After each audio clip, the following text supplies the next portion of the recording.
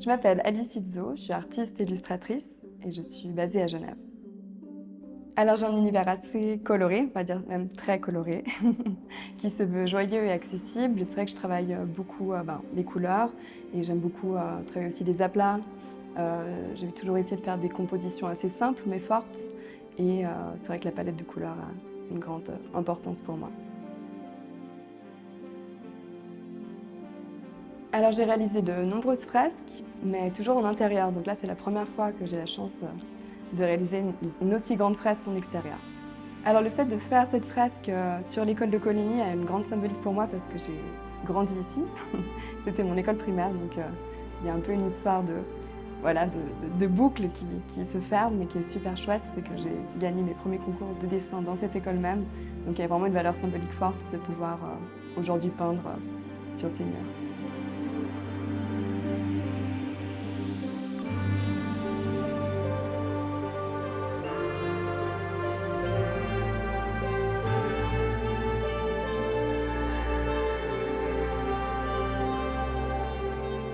Alors, je suis Mélanie Exki, je suis curatrice et chargée de projet au Centre culturel du Manoir. Et derrière l'œuvre d'Alice Izzo, il y a tout un message aussi qui tient compte de l'environnement, d'une certaine forme de sensibilité. Et il me semble que c'est une dimension extrêmement importante que de confronter le plus vite possible le jeune public, les enfants, à des productions artistiques qui peuvent vraiment faire sens à la fois pour eux, mais aussi pour le bien de la communauté. C'était une occasion assez incroyable de pouvoir tisser un lien très fort entre les deux établissements et de pouvoir, d'une part, amener une dimension artistique dans l'école, mais vraiment de pouvoir matérialiser ce lien. Et ce que je trouvais vraiment hyper important, c'est que ce lien, même, il passe par l'art. Donc c'était vraiment cette idée de créer un pont, une passerelle entre les deux établissements.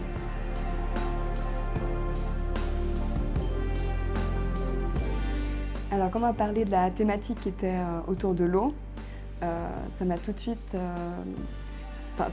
revenu en tête un article que j'ai lu sur la pollution des microplastiques lacustres, donc on est fait là du lac Léman. C'est vrai qu'on est très au courant de la pollution des microplastiques des océans et des mers, mais moi j'étais pas du tout au courant pour le lac, alors que c'est vrai qu'ici à Genève on a quand même une situation privilégiée avec le lac. Et j'ignorais totalement ce fait-là.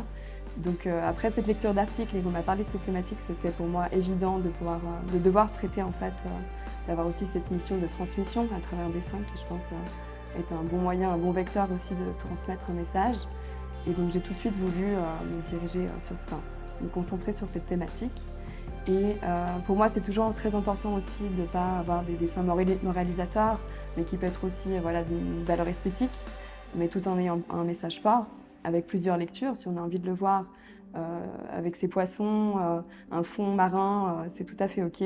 Mais on peut avoir aussi une autre lecture. Puis l'idée ici, avec ces fonds, ces formes de couleurs à l'arrière de ces poissons, pour moi, c'était vraiment représenter, on va dire, l'invisible, c'est-à-dire ce microplastique qui là prend une place plutôt prépondérante sur le dessin.